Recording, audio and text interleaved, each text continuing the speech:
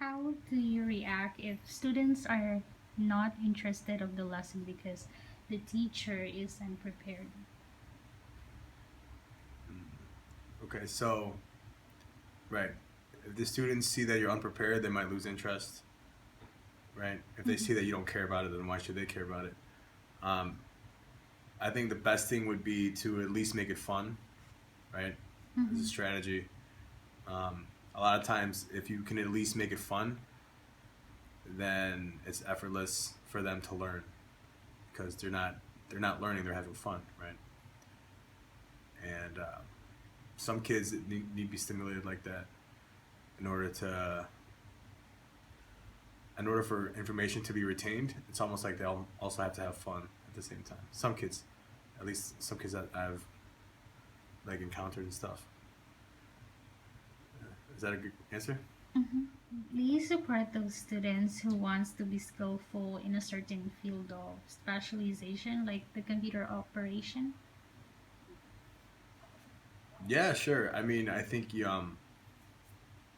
should support anything if you have a student that's particularly interested in something, and you know that for a fact. Then anytime something of that, something along those lines, along that topic, right? If it's in the same vein as something that he's interested in or something he's good at, like a skill, you should nurture that. You should lightly encourage, not too much, but just like enough that he knows that you know. You know what I mean? He's aware that as a teacher, you should be aware of what your students are really interested in. And then you can make class more. By knowing that, and setting, maybe you have a question or a writing topic or something like that, you could push him in that direction so he could make get the most out of it as well. He could get something out of it too because he's doing something that he's interested in and confident in. Just build confidence in that skill because you could be pushing him in a direction that he's going to be focusing on. Depending how serious he is about this, right? He could be doing it forever. So it's important to let them experience those things, right, and support it where you can, because uh, yeah, because definitely, what was I gonna say? Like if there's so much stuff to do out there, right? There's so many options. The sooner a child finds out what he wants to do, I think almost the better, or the more secure his future is in a way, you know. Um, so it's good to try as many things out as he can, and so if the child is supported, you know, really think something like computer operation or something like that, you know, computer tech. Um, what else? Anything along, especially like stuff like that. Like that's going to be the future, anyways. So, but it's important that they know early on whether they like it or not. So, I think it's important to support any type of interest any child has, because either way they're going to find out whether it's good or bad for them if it's the right fit. Yeah. Okay. How do you handle those parents who question students' educational tour for it possess certain risks and even expensive? Well, be you should pull them aside and tell them what any teacher would say is that education is priceless. You can't put a price on education, right? Um, but I mean, the thing is, you just gotta, how okay. The question comes down to how important do you think your child's education is? Do you think he can get away with going to a less expensive school, or different school, right? Or do you want to be in a good school with other parents that make good money? You know what I mean? There's lots of networking opportunities. There's a chance to meet and make friends that could help you in work, business, right? It's all about who you know, and having an environment like an ecosystem where a lot of people are well connected and well off. That can only be good. That can only be good. But at the same time, as a parent and as a the breadwinner of a family, you have to understand that um, what you have to sacrifice in order to put your kid through school. So I don't know. Sometimes it can weigh out, and maybe it's not worth the sacrifice. Maybe life would be too hard, or maybe it's not the right fit. Something but sacrifices are going to be made for sure, and you just got to prepare your parents or tell your like as a teacher you tell the parents like listen, like I understand this is a lot of money, but you're giving your child a better future. Okay, you're giving your child a nice network of people from well-to-do families that are making a good living here in the city, and it's gonna stay in that circle almost.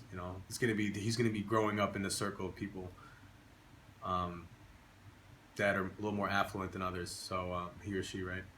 So it's almost, but at the end of the day, it's ultimately the parents' decision. But it's not. What's your opinion about the teacher who tells their students from the slum area that if there's a will, there's a way? Poverty is not a hindrance to success. I think okay, so I personally wouldn't say that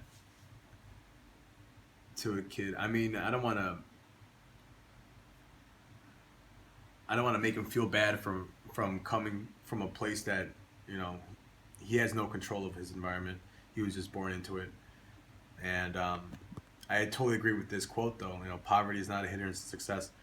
It's not if you work hard and you're talented and you have lots of skills and you learn things quickly and you move fast and you don't hesitate with things, right? If you get your work done right away, you don't procrastinate.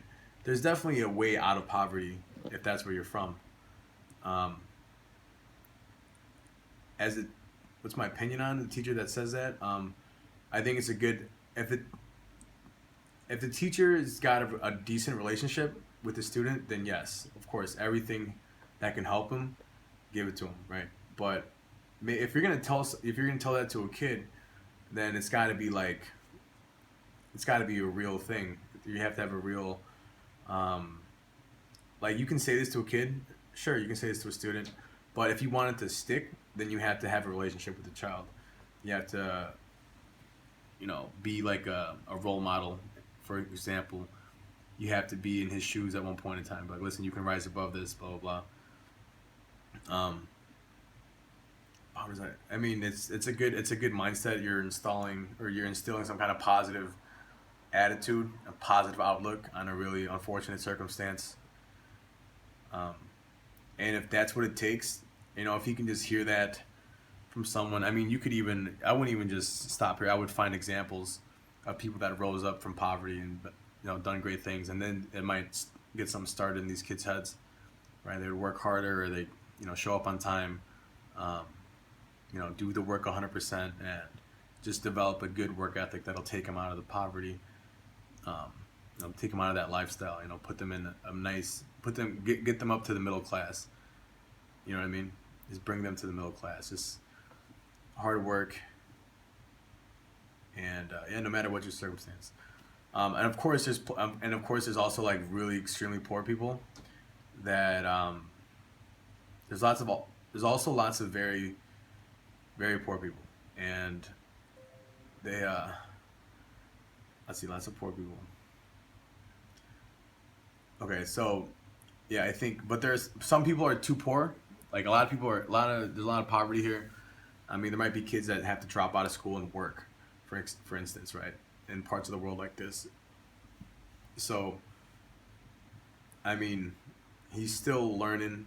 Just because he's not in school doesn't mean he's going to be dumb. He can grow up a little. Just the information's still out there. He's just got to have the drive to go out there and find it, or he or she. All the information is still out there, regardless if you're reading it or not. It's out there for you, waiting. So, I mean, so I would have to wholly agree with that teacher's opinion. I would feel like that's a good thing to say to your students, unless they're like extremely sensitive about being poor. then maybe not do it, because you never know how a kid will interpret things. But if maybe you preface it and say, hey, this is,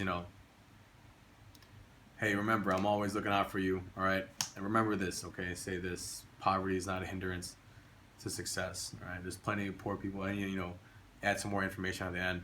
If you really got to say some stuff like that, then that's how I would say it. Yeah. Okay. What will you do if the colleague asks you to decide for his fear that he make the wrong decision by not following the curriculum in his teaching? Uh, I think um, so. The thing is, let's see, failure is inevitable as a human being, and right, it's just, we're humans, we have errors. You're bound to make a decision wrong sooner or later, right? You have to be confident and very decisive with your decision making. I feel that's if you go 100%, even if it's slightly off, you're still going to end up somewhere better than, you know making the right decision but going 50% with it. You understand maybe. Um, I mean, as long as all the information is being fed to the students, right? And the curriculum, I mean, a curriculum is a curriculum. You should stick to it. But if there's a better way to present the information, right? If there's a more engaging way to do it, then I don't think there's any harm of at least experimenting one time to see if it makes an impact. To see if it makes, teaching it easier, if the kids understand it better. If there's not something you could add on, or something you could switch, right? Or maybe even like the order of things, right? You notice that they, you know, it works. They don't quite understand this concept, so maybe I'll introduce, this concept first, and then we'll start from there. Just you have to just watch and kind of feel it out. Um, but it doesn't hurt to experiment with at least once. And if you never know unless you try it once. If a colleague asked me if he should switch or something like that, I'd say why. Well, why do you want to switch, right? And whatever his reason is, then I would probably say, okay, well then, if he's doing it to like try, to try to improve something, then yeah. If you're trying it with the intention of improving it, then why not experiment at least once? If it doesn't work, it doesn't work. You're back to your old curriculum, and there's nothing wrong with just testing things out. Maybe, I mean, what if it really works? Then you have this whole new method. You can introduce it to other teachers, right? They can implement it if it helps. The more people you can help, the better, right? And like, you shouldn't like asking if a teacher came up and asked me for that kind of advice,